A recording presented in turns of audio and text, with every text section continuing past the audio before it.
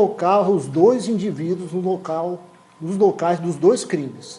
O crime que aconteceu, os corpos que foram encontrados no dia 13, na região de Cristalina, e os corpos que foram encontrados no dia 14, na região de Unai, certo?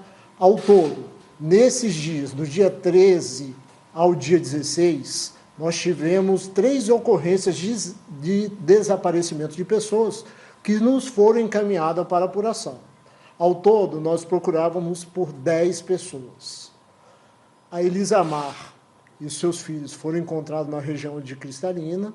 Ao todo, nós tivemos ali, estamos aguardando o laudo pericial, mas a investigação nos leva a crer que era ela e os seus familiares que ali estavam.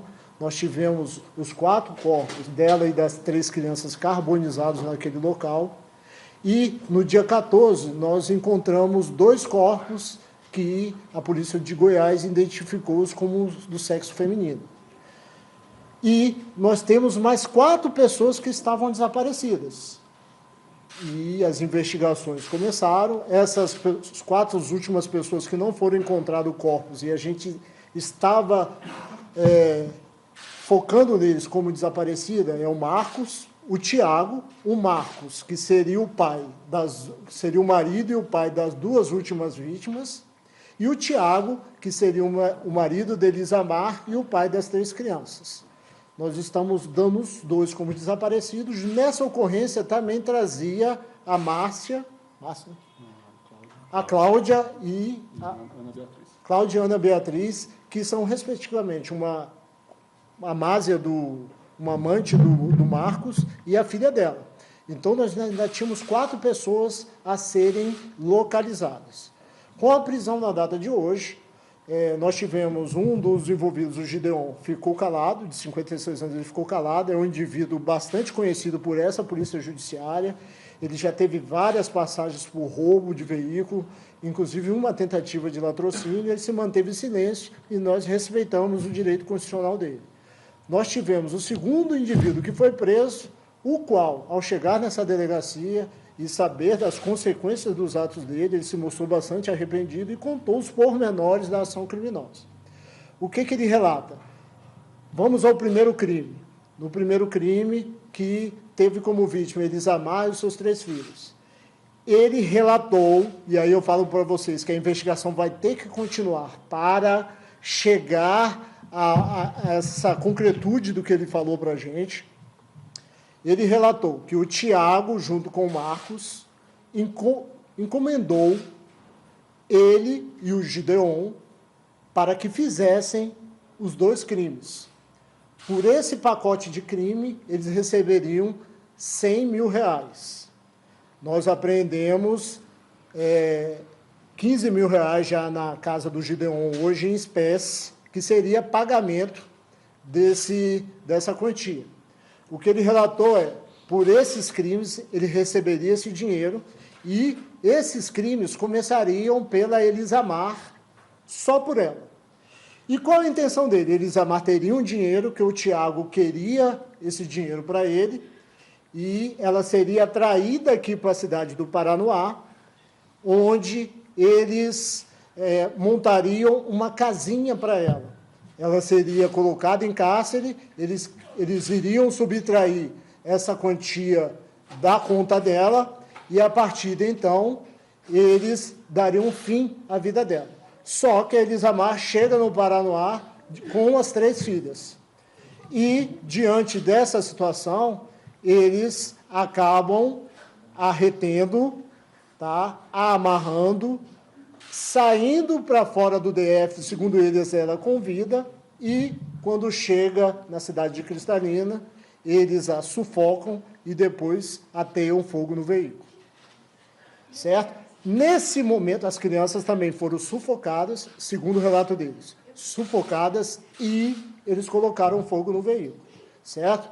Cada um, ele menciona a participação de cada um, quem ateou fogo, quem sufocou crianças, inclusive ele menciona que o Tiago também teria sufocado um dos filhos. Nesse momento, a Renata e... Renata aí? Renata e Gabriela, já se estavam sendo mantidas em cárcere na região de Planaltina. Elas estavam 5 dias em cárcere, também com fito patrimonial. A Renata teria vendido uma casa em Santa Maria, estaria de posse de R$400 mil. Esse dinheiro era cobiça do Marco, o marido dela, e ele teria combinado de a mantê-la em cárcere para tentar subtrair essa quantia. Segundo eles, nenhuma das subtrações deram certo. Eles perderam senha, eles não conseguiram entrar no banco, não deram certo.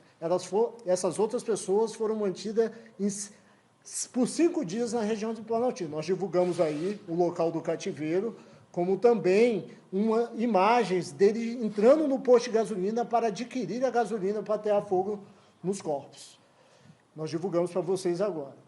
E, no dia seguinte, após executar Elisamar e as crianças, eles pegaram a Patrícia, a Renata e a filha e saíram de Planaltina em direção Café São Troco e chegaram até Unai, onde o local que executaram da mesma forma. Sufocaram e atearam fogo no veículo.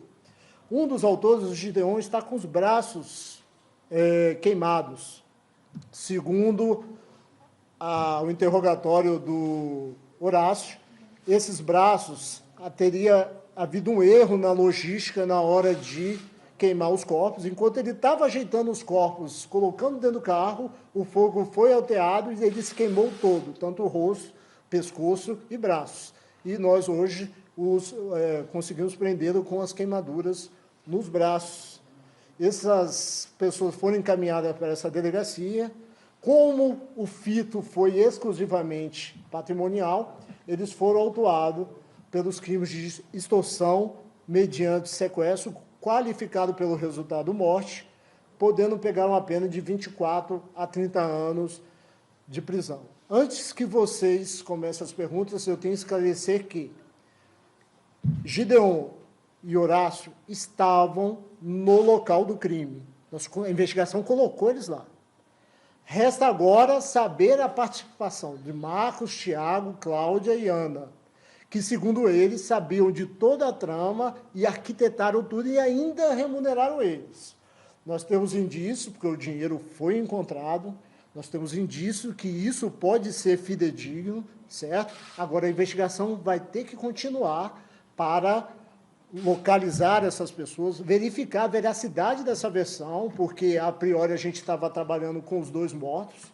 Os 2, Marcos e Tiago, são também velhos conhecidos nossos, passagem por roubo de veículo. O Tiago estava com mandado de prisão em aberto, por isso que nós vislumbramos a participação dele, por ele não ter aparecido na delegacia. Então, assim, a investigação caminha no sentido de localizar essa pessoa e confirmar o que nos foi falado no interrogatório, qual seja, que eles arquitetaram toda essa trama desse hediondo, repugnante crime que aconteceu aqui na nossa região. Delegado, como é que vocês chegaram até os acusados, delegado? O que eu estou te falando?